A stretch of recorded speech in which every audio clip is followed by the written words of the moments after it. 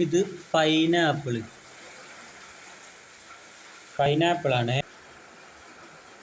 Pepper, ഇത് കുരുമുളക് പൊടിയാണ്. ഇത് മഞ്ഞൾ പൊടി.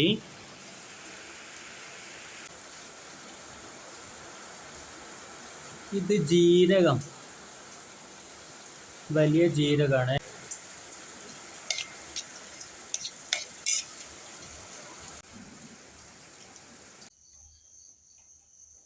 ഇത് സാൾട്ട്, ഉപ്പിടുകയാണ്.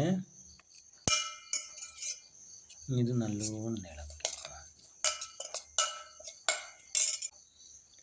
അപ്പോൾ സാധനം റെഡി ആയിട്ടുണ്ട് കേട്ടോ. ഇത് കണ്ടോ, എന്നാ ഒരു ചന്ത് അഴകുക നോക്കും. പക്ഷെ ഇതിൻ്റെ ടേസ്റ്റ് ഇതേപോലെ തന്നെ കേട്ടോ. കുരുമുളകിൻ്റെ ഒക്കെ എരിവേ നല്ലോണം പിടിച്ചിട്ട് എരിവ് പിടിച്ചിട്ടുണ്ട്. ഇതൊന്ന് ചൂടാക്കി ഈ പാലിനകത്ത് കിടന്ന് തക്കാളി പിടയ്ക്കുന്നത് കണ്ടോ. ഈ തക്കാളീനെ ഇങ്ങനെ എടുത്ത് ഞവണ്ടണം. ഉണ്ടോ? അയ്യോ കിട്ടുന്നില്ല. അപ്പം കിട്ടും.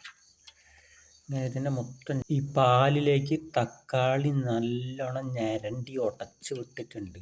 ഇത് കണ്ടോ, തക്കാളിയെ കൂടെ പിഴിഞ്ഞ് ഇങ്ങനെയാക്കി നല്ലോണം ഞരണ്ടി ഉടച്ച് വിട്ടിട്ടുണ്ട്. തക്കാളിനെ ഇങ്ങനെ ഞരണ്ടി ഉടയ്ക്കണം തക്കാളി. ഉണ്ടോ? അപ്പോൾ പാലായിട്ട് നല്ലോണം ചേർന്നു. ഇത് ഇങ്ങനെ ചെയ്യണേന്. തക്കാളി ഞവണ്ടിയത് ഒഴിച്ചു കൊടുക്കുക. അതൊന്നും കളയണ്ട കേട്ടോ.